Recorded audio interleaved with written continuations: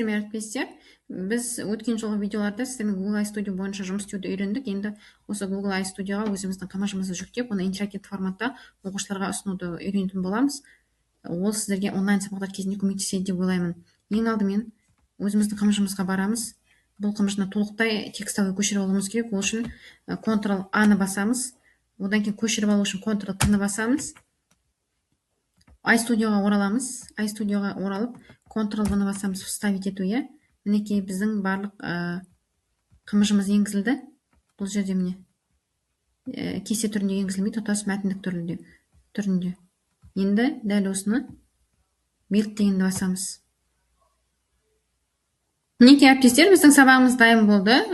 Толық экранда көру үшін мінекей full screen дегенді басамыз. Ел үшін туған ер деген қамажын алған болатыным, мінекей өздеріңіз көрген болсаңыздар, міне қысқа мерзімді сабақ жоспары. Бөлім қазақ жазуының дамушылық оқу мақсаттары сабақ мақсатын шығарады. Сабақты бастауға дайынсыз ба? 10 кезеңнен тұрады. Мінекей сиқырлы сандықшадан бір зат таңдап тілек айтыңыз дейді. Ана жерде ұйымдастыру моменті болды ғой. Астында мынандай дүние шығады. Уақыт алтыннан да қымбат, әр сәтті бағалаңыз дейді. Өшіргіш дейді. Қателікке жол жоқ, өткенде өшіріп, жаңа парақ бастаңыз дейді. Модем дегеніміз не екен? Әлеммен байланысыңыз үзілмесін. Келесі карта әдісі арқылы топқа бөлінеді, оқушылар. Келесі бізде ой қозғау күлтегіңді сипатта дейді. Сіздің сипаттамаңыз дейді. Күлтегін айбынды, батыр елін қорғаған тұлға. Мысалы, мынаны таңдап, ары қарай шамамен дұрыс нұсқа ретінде шығаруға болады екен. Бірінші тапсырма әскери ұғымдар ойна дейді. Берілген сөздердің ішінен әскери ұғымға қатысты атауларды тауып басыңыз дейді. Мінекей мысалы сарбаз дейік, сауыт, әскер, келесі тыңдалым күлтегінің сәйгүлігі мәтінін тыңдаңыз дейді. Мына жерге жауап жазу керек болады жұмыс парағынан. Енді мына жерде тыңдалым мәтіні болу керек еді.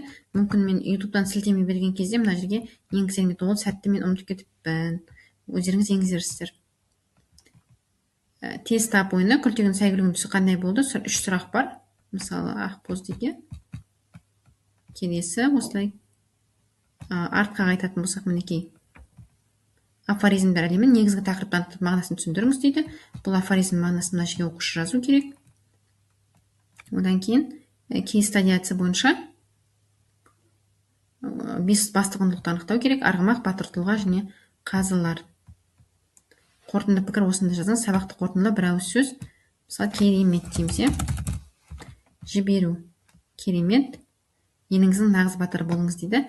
Осылай бір сабақты шығарып қоюға болады. Бұл оқушыларға бөлісуге оңай. Кейбір мақсаттарды қайталау кезінде көмек көрсетеді деп ойлаймын. Және бұны қалай бөлісеміз дейтін сұрақ туындаса, share не тұр. Осы жерден мынау кілт тұр, осы кілт болмайды. Бұл жерде public барлығына бөлісуіміз керек. Одан кейін full screen деген бар. Толық экранға ашылсын деп full screen дегенді басып қоямыз. Сосын copy link дейміз. Осымен сіздің сабағыңыз дайын, сәттілік.